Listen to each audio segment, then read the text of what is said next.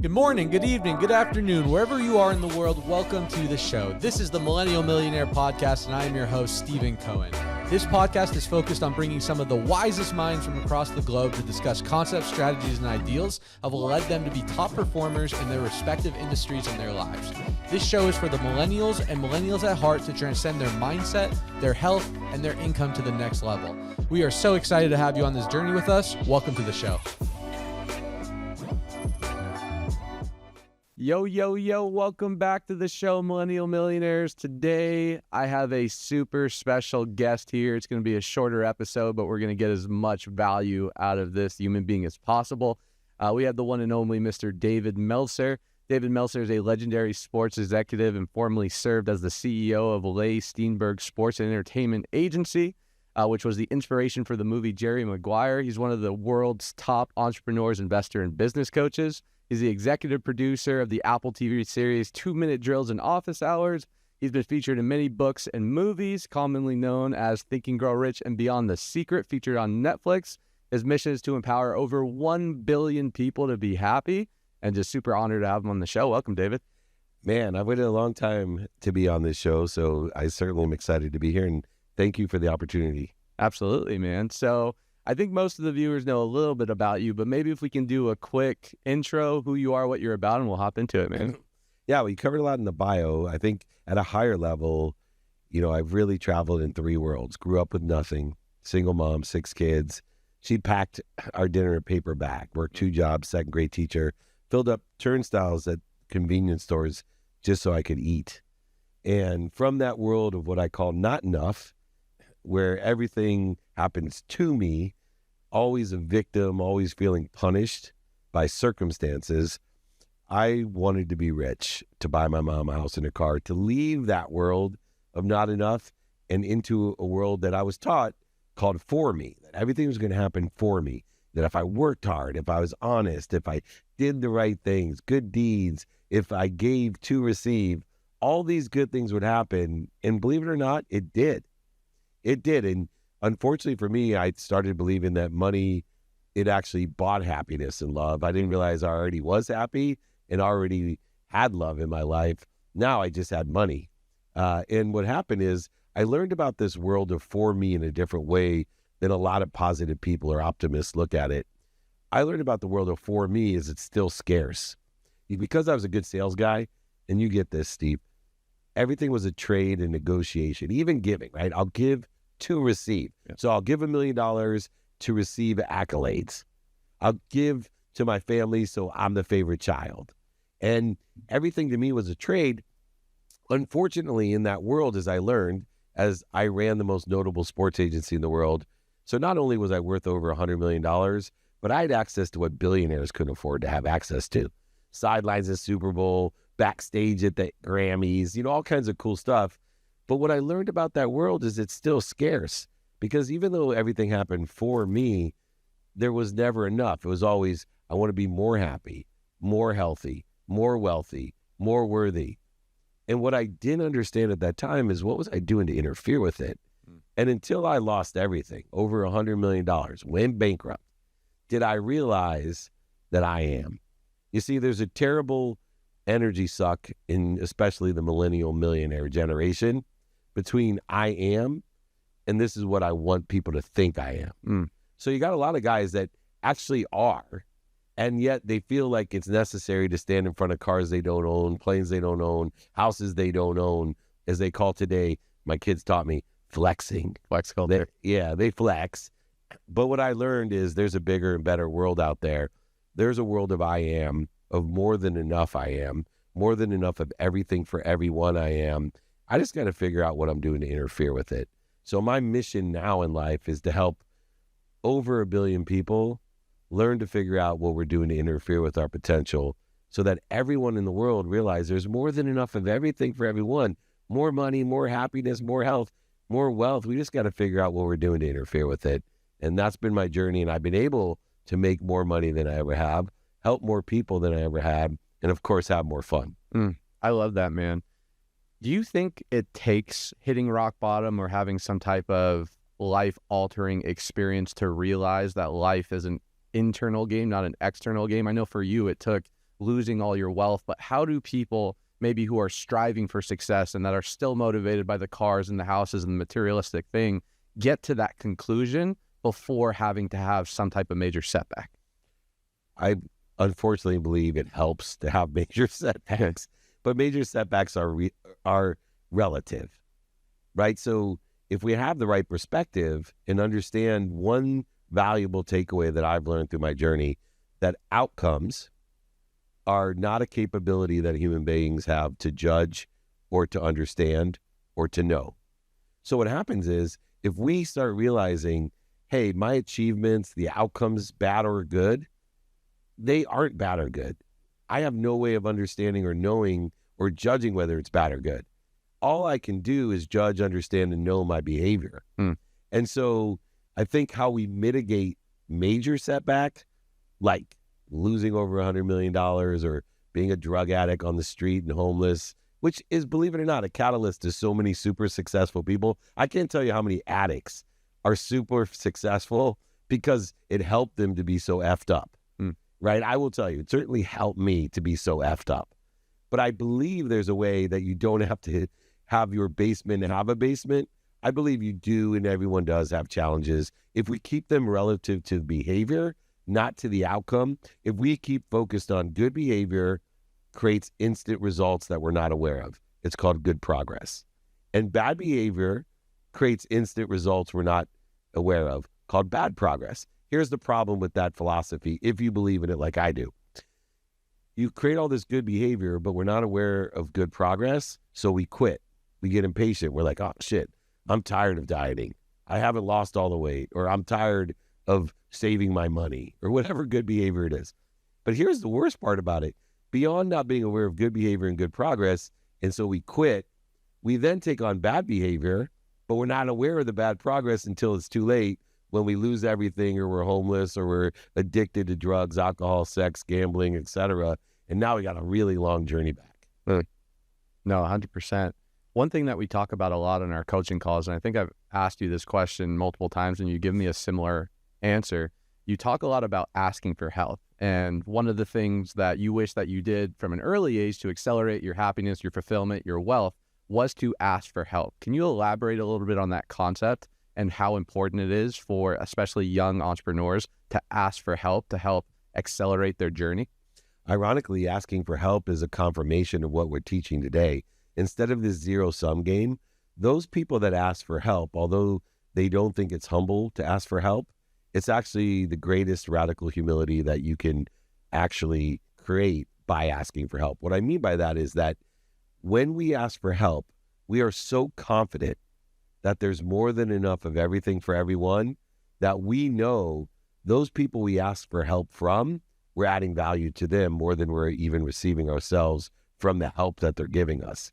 So instead of living in the zero-sum game, where if I ask you for help, you're going to lose and I'm going to gain, which is the greatest interference between people asking for help, which, by the way, is the fastest and easiest way to get to where you want to be, is find someone that's already there and ask them for directions or ask them for help.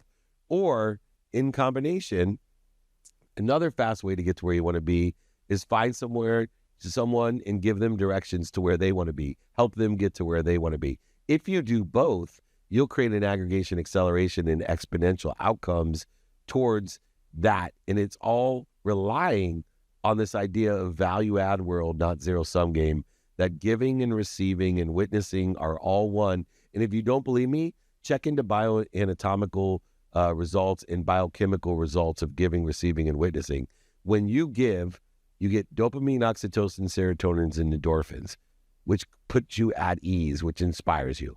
When you receive, same thing happens, but the exponentiality is created because those who witness it get the exact same dose, which confirms biochemically and anatomically that we're getting a reward. I call it a doggy biscuit from God. Like, why would God make you feel good if it wasn't good for you? Like the way that you were born or created. And why would God make you feel bad, like create cortisol? Like if you're stressed, anxious, frustrated, angry, guilty, resentful, why would that be? It seems like the universe is very exact and it knows what it's doing. I'm relying with the best option faith that, the universe knows better than me and humility of asking for help is absolutely the best way to get there. No, I love that. I mean, it just becomes being in tune with yourself and listening. Like you said, a lot of success isn't trying to get something. It's getting out of your own way and allowing the resistance to melt away to allow yourself to step into that role and attract that life. Dave, for you, I know you hit success at a really early age. After law school, you became super successful, multi-millionaire, into the sport agency, but you lost it. Do you believe that came from your identity, your self-belief, your character, your integrity, not catching up to that level of success, therefore you lost it? Or what pitfall do you feel like young people or people that are going out there to accomplish big things can avoid to make sure that once they have a level of success, they're able to sustain it and continue to evolve on it? I think two things. One, surrounding yourself with the right people and the right ideas. You see, I surrounded myself with the wrong people and the wrong ideas, and therefore my behaviors were more aligned with the people and the ideas that I surrounded myself with, which was an aggregation, an acceleration, and a compounding of bad behaviors. So that's the number one thing. Two, those people who did care about me and told me the truth, my reaction wasn't in humility, it was in hate. So there was 4 people when I had everything, I called the glamour I stuck. There's nothing worse in life. And you see this with the athletes and entertainers. They have everything what everybody else wants, and it glamorizes the stuck that they're in. Because when you're not happy and everyone thinks that you live the best life, it really sucks. And so everyone sucks up to you when you have everything that they think they want. And so what happens is the people who know you and care most about you tell you the truth, and you really can't handle it. So my dad sent me a jacket with no pockets and said, "Hey, I'm worried about you. I want you to hang this in your closet to remind you can't take anything with you when you're gone." Money does not buy love and happiness. I told my dad to F off, I hate you. Why would you do that to me? You think you're better than me. My mom told me, I said, "I don't believe in God." She said, "Son, you believe in God, you believe in the wrong God." Told my mom, "You don't respect me. I've given everything to you, a house, a car, money. How dare you speak to me that way?" My best friend, I invited him to the Masters with Wayne Gretzky, Warren Moon, Troy Aikman, private jet, back in the cabins with Curtis Strange. Told me, "I don't want to go with you because I don't like who you're going with and what you guys are doing." Told him to F off. "How dare you talk to me that way? I'm your best friend from the 4th grade. For God's sake, you asked my wife for me to go study in the 6th grade. Albeit she said no and you embarrassed me, but still you did that for me. And now I told him I hate you." And then the final draw, which changed my life, was coming home after lying to my wife. I went to the Grammy Awards with Little John. He's a rapper. Yeah.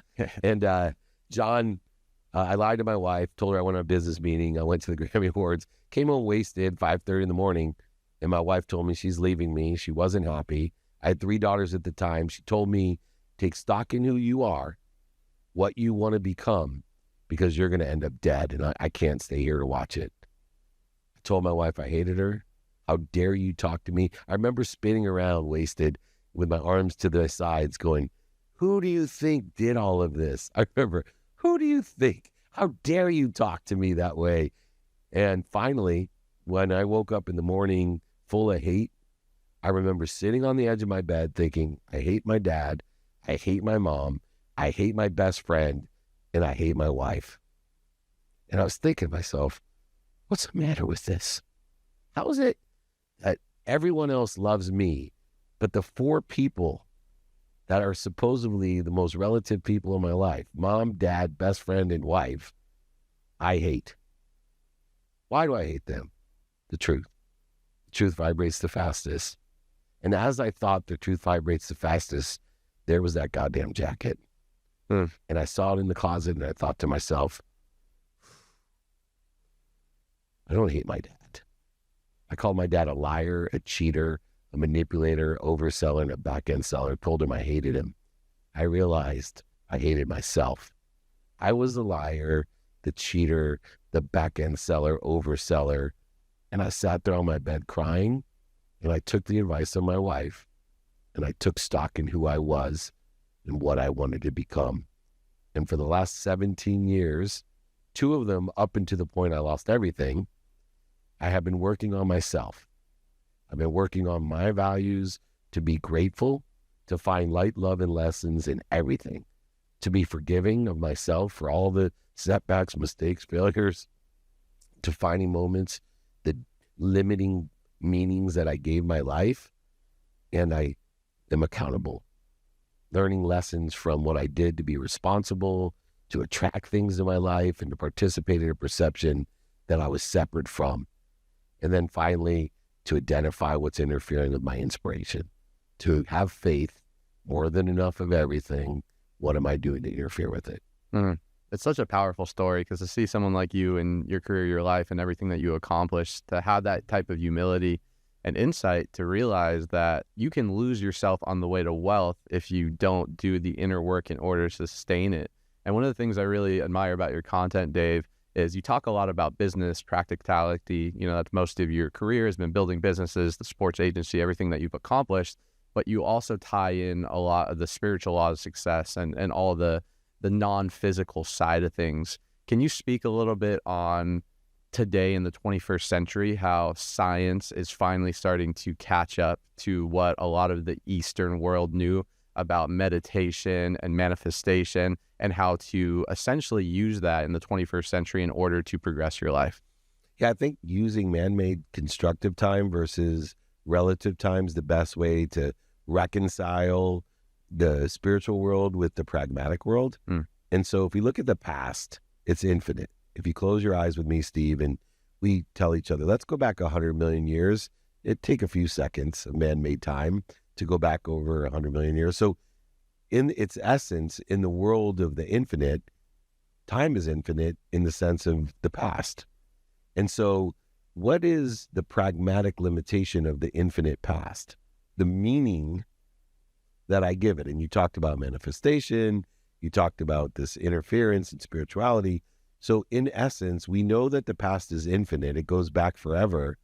So we control, our mindset controls the meaning we give the past, the light, the love, and the lessons that we learn from the past. So my bankruptcy, when that outcome occurred in my life in 2008, I thought I understood and knew what it meant. It meant I was a loser. It meant I screwed up. It meant all these things to me. And even worse, I was worried what it would mean to other people. I didn't want to tell anyone. But as I understood the infinite nature of the past, I could give it whatever meaning I wanted it. And the meaning I gave it is it saved my life and it saved my marriage. And that's the meaning that I've manifested in a trajectory. You see, I don't take the meaning anymore lightly. I use the meaning of my past, the infinite past, to align with where I want to be in an infinite future. Once again, close your eyes, 100 million years in the future is no problem. So I know the limitation of my past is only the meaning I give it. And the limitation of the future is only my self-image that's created by the meaning of my past. And so if I consistently work on the infinite meanings and the infinite image of I am, then it leads me to the pragmatic world, which exists in only one construct, 24 hours. The time a particle of light leaves the sun and hits the earth determines the constant, the dependent variable of all pragmatic matter, subjective and objective matter, 24 hours a day. So in that essence of 24 hours a day, the way that I reconcile and the character that I created and I'm branding is called the ferocious Buddha. Can I teach people to be ferocious every day with the 24 hours they're given? What do I want today? Who can I help? Who can help me? How best can I get it done? And prioritize accordingly in a trajectory of where I want to be by giving meaning and learning lessons to the past to get to that trajectory faster, bigger, and better, to then apply my why, not search for it. So in other words, identify what I'm afraid of, the fear, the interference, stop when I identify it, know that when I'm afraid, my ego evokes itself, which creates more interference with the need to be right, offended, separate, inferior, superior, anxious, frustrated, angry, guilty, resentful, etc.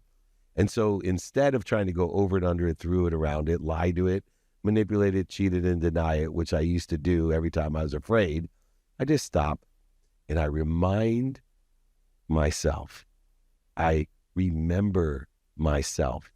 I recollect myself with this infinite spiritual source, an omniscient, all-knowing, omnipowerful, all-powerful source that's unified with everything, infinite with everything, a system of thought that I can give whatever meaning it is to reach whatever I want to reach and reduce, dissolve, and disappear those limitations that are created by fear and ego, by my own self-image and the meaning I give my past. And so this reconciliation of time allows me to take the nothingness that everyone, including me, lived in. I call it living your life like a tube, food in, food out, knowing what I want in the trajectory of where I want to be or better by learning or giving meaning of the past, which makes my nothingness a possibility, figuring out who can help me and who I can help, which makes it a probability, figuring out how to use the 24 hours of the day in a productive, accessible, and gracious manner, which makes it my perspective, and then prioritizing my now and my next, which makes it my reality, and then applying my why, which makes it in spirit, even though I'm utilizing man-made construct of time to live in spirit. And so that's the great reconciliation of the ferocious Buddha. That's the formula right there. And I agree with you. It resonates in my life. Every bad thing that's happened in my life in the past, with enough time and discipline and EQ, I've been able to reframe that opportunity. That has helped me to become the person I am. And by doing that, it allows me to get into a higher vibration, a higher state to take action into the future to, manifest the result I want. So I love that, man. Dave, one of the things that is extremely impressive about you is your ability to cultivate your energy.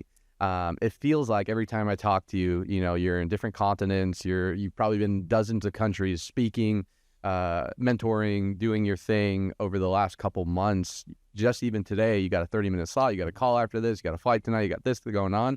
How do you cultivate that much energy to be able to transfer that to your people that you're trying to support?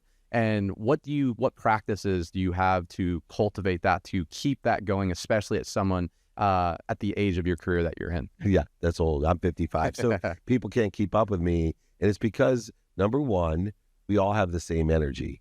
So when we shift the paradigm that we're talking about, instead of trying to get more energy, what am I doing to interfere with the omniscient, all-powerful energy I'm given? Bob Proctor, my mentor, told me I had enough power in my pinky to light up Manhattan.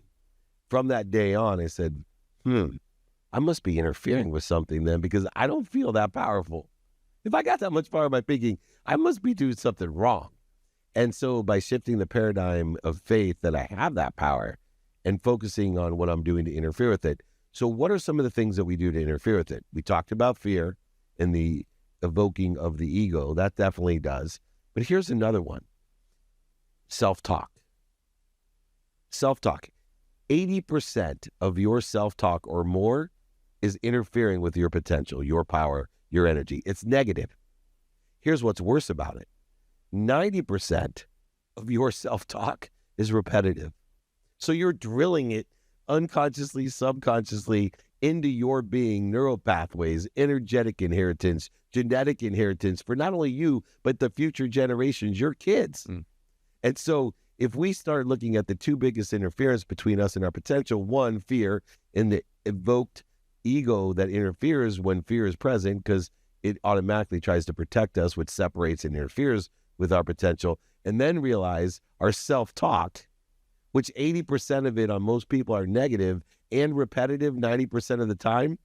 If we can just focus in on those two things, we can dissipate, dissolve, and disappear by using one mechanism that helps me. Back to my favorite, it isn't in the love language book. If you read, the four, I add one. It's called time. Time is my love language, because for me, it's the only quantitative measurement that can show me the progress that I'm making without me seeing the outcomes of the progress